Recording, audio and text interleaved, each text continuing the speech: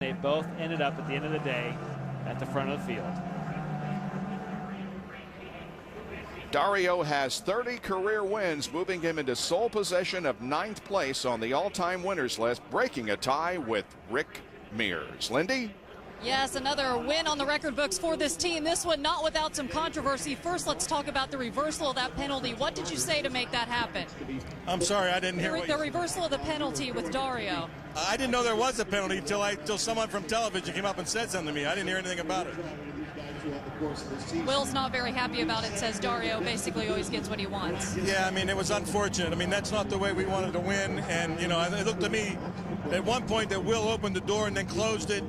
You know, unfortunately, I wasn't driving the car. Another thing I have to ask you about, Michael Andretti said he thought the Ganassi cars were not lining up on purpose there at the end to get some more time in the yellow. Yeah, no, that was not the case at all. I'm sorry that people felt that way. There were some marbles on the outside of turn 11. And the 38 car was not letting us get up there. I had to go over and talk to the 38 car and explain that to them. What'd they say? They said, okay, we'll let you up alongside of us. Chip Ganassi being very candid with us today, Bob. And Dario on his way to victory lane after a wild afternoon of hot, hard-fought racing and tempers flaring at times.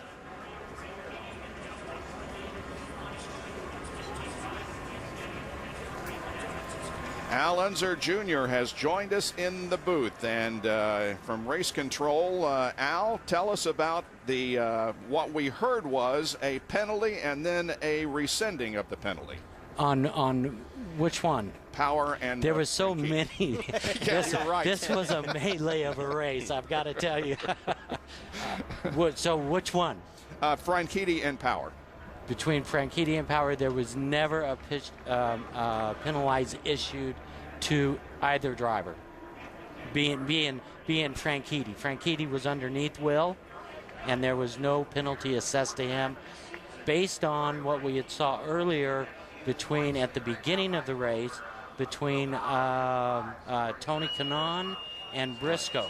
They were too far around the corner, and if the drivers would have just given each other a little bit more room, we're talking a foot here, we wouldn't have had the incident.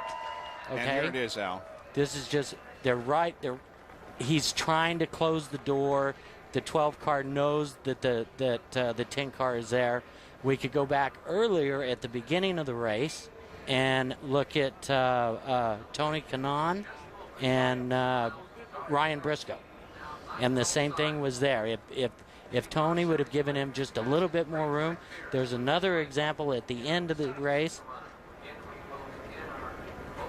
Right, right here. Yeah. Right. If Tony would have given him just a little bit more, okay, you can't.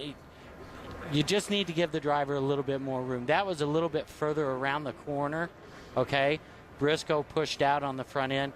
I'd like to see a better example of at the end of the race with the 38 car and Ryan Hunter-Reay. And Ryan Hunter-Reay.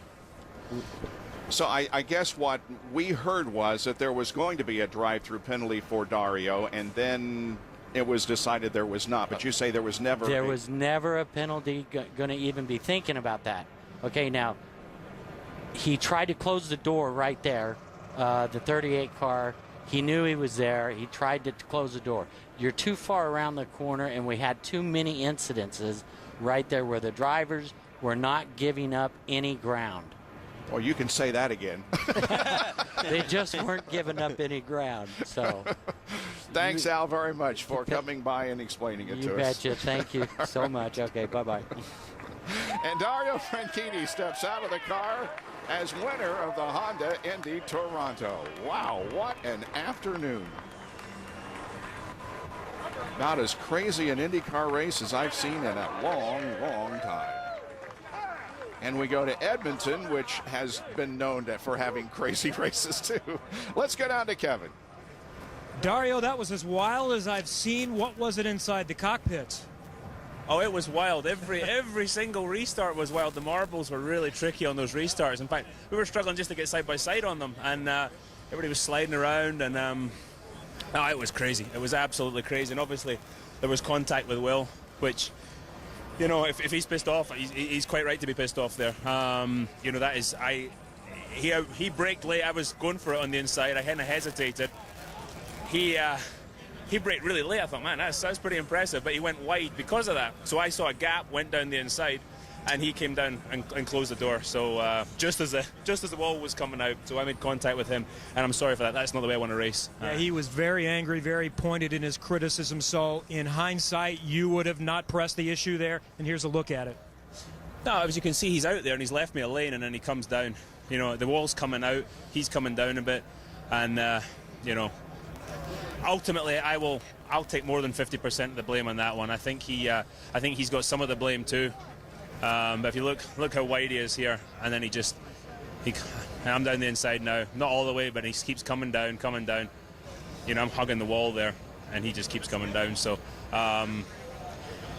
you know, as I say, that's not the way I want to race, and I'll definitely talk to him about that because, and you know, if he is pissed off, I see it as a racing incident, but I will take certainly at least my 50% of the blame in that one. There was a lot of confusion about whether there was a penalty or not. At one point, we were hearing that you were going to be given a penalty. Did you ever have any concern about that during the race?